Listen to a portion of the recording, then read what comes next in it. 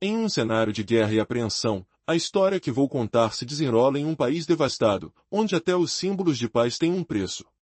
Imagine ouvir a palavra trégua e, em vez de segurança, encontrar apenas morte.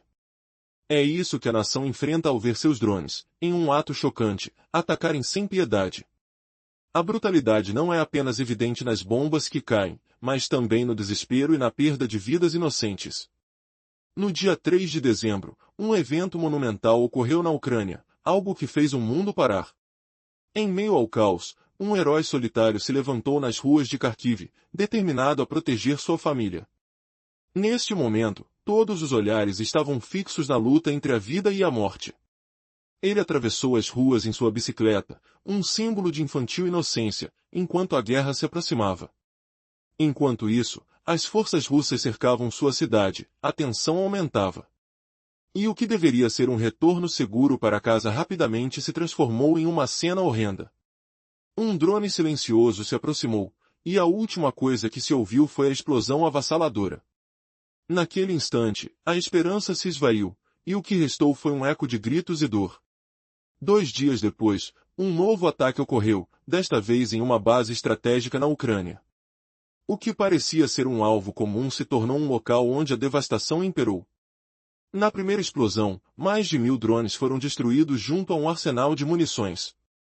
O impacto reverberou, não apenas na base, mas também diretamente no coração de Putin, que percebeu que sua segurança estava se desfazendo. Logo, cidades russas começaram a mergulhar na escuridão. À medida que um ataque específico atingia subestações de energia essenciais, prejudicando diretamente a vida em Moscou. A população se perguntava, até quando isso iria durar? As noites se tornaram longas e sombrias, lembrando os tempos sombrios do passado soviético. O que Rússia enfrentava era apenas o começo. As ações de retaliação da Ucrânia começaram a ser sentidas em todo o território, incluindo locais profundamente dentro da Rússia.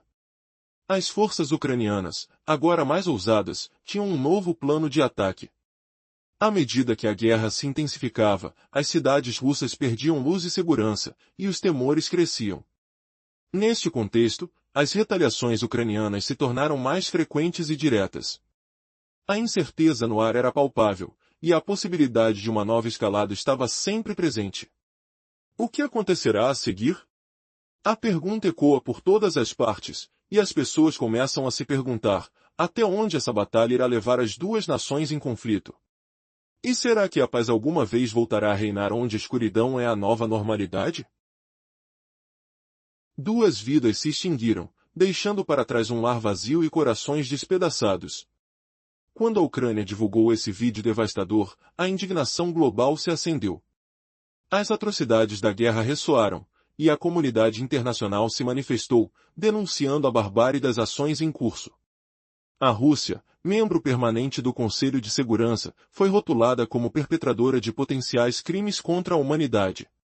Uma bandeira branca deveria simbolizar segurança, mas para as unidades de drones de Putin, não significava nada. A Ucrânia decidiu agir, mirando no que verdadeiramente importa para Putin, sua fábrica de drones. A cena que você viu no início era apenas uma fração do impacto. A fábrica estava repleta de munições, resultando em explosões subsequentes que ecoaram na noite. Relatórios da mídia russa indicam que mais de 1000 drones kamikazes Geron-2 foram destruídos em um ataque a uma base em Donetsk. As forças ucranianas utilizaram tanto mísseis quanto drones de ataque, resultando em destruição de depósitos de munição, instalações de armazenamento de combustível e locais de lançamento de UAVs. Além dos 1000 drones, 1.500 ogivas foram perdidas no caos. Você viu a explosão no vídeo, era uma base considerável, mas nada ao redor sobreviveu. Para Putin, o aspecto mais aterrorizante não era apenas ter perdido sua fábrica, mas o fato de que agora até mesmo os mísseis ucranianos voam em direção às suas instalações sem impedições. Essa realidade era incomum no ano anterior, mas agora se tornou uma ocorrência diária. E não fica restrito ao território ocupado pela Rússia, isso está acontecendo profundamente dentro da própria Rússia, resultando em cidades que mergulham na escuridão por dias. Na noite de 4 de novembro, a subestação de 750 kV em Vladimir foi atingida pela terceira vez. Este é um ponto crucial que fornece energia diretamente para Moscou, o que explica por que a Ucrânia se voltou contra ele. É claro que as discussões sobre a legalidade desses ataques são inevitáveis, mas é importante frisar que a Ucrânia não está agindo de forma preventiva. Eles estão reagindo aos ataques russos em suas próprias estações de energia, garantindo que Putin sinta a mesma dor que o povo ucraniano sofreu ao longo do último inverno. E com esses ataques, a pressão sobre a infraestrutura elétrica russa está aumentando, criando um desespero palpável em Moscou. Será que Putin conseguirá reverter essa situação, ou a luz da esperança se apagará para sempre?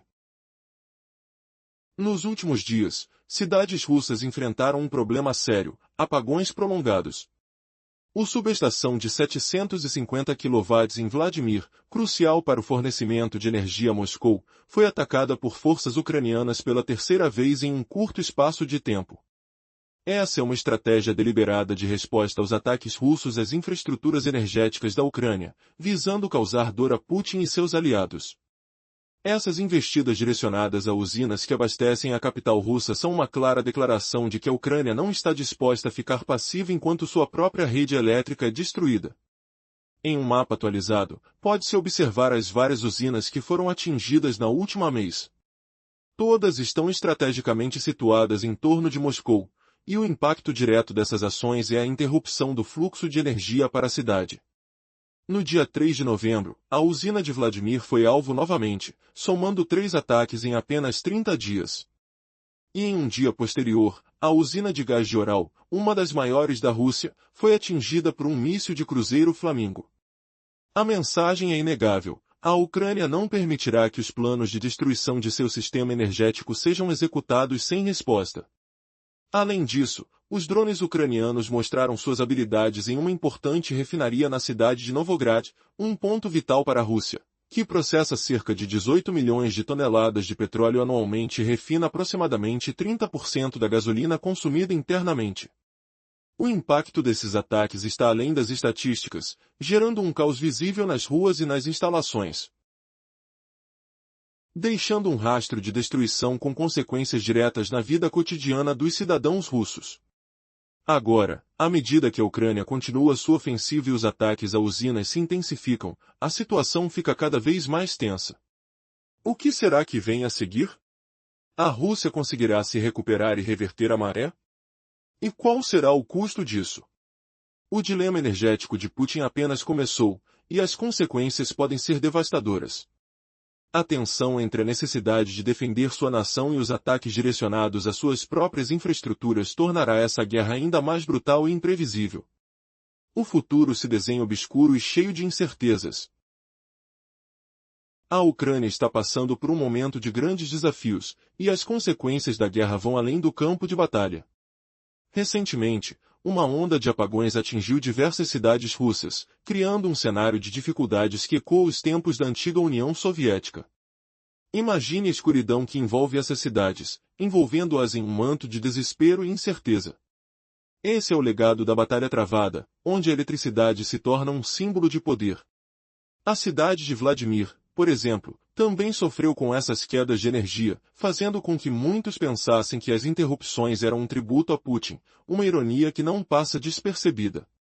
As notícias que vêm da Ucrânia, trazendo relatos de drones que devastaram instalações vitais para a Rússia, revelam um plano estratégico claro: desmantelar lentamente a infraestrutura elétrica do país.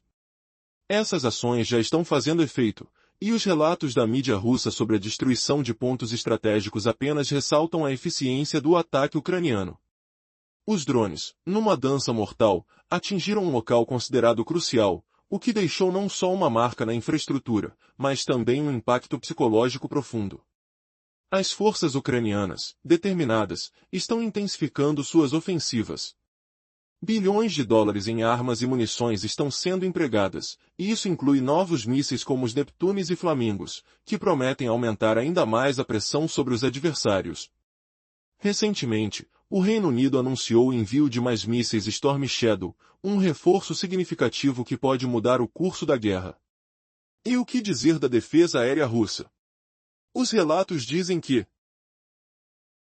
Ironicamente, as próprias defesas aéreas da Rússia estão causando mais prejuízos à sua infraestrutura do que os ataques ucranianos. Em um caso recente, um míssil de defesa aérea atingiu um prédio residencial, trazendo à tona a vulnerabilidade em meio ao caos. Os rumores sobre um avanço russo na direção de Prokrovsk continuam, mas o progresso é lento e custoso, com perdas que pesam para os dois lados. E assim, o conflito se torna um campo de batalha brutal, onde cada metro é adquirido a um preço alto.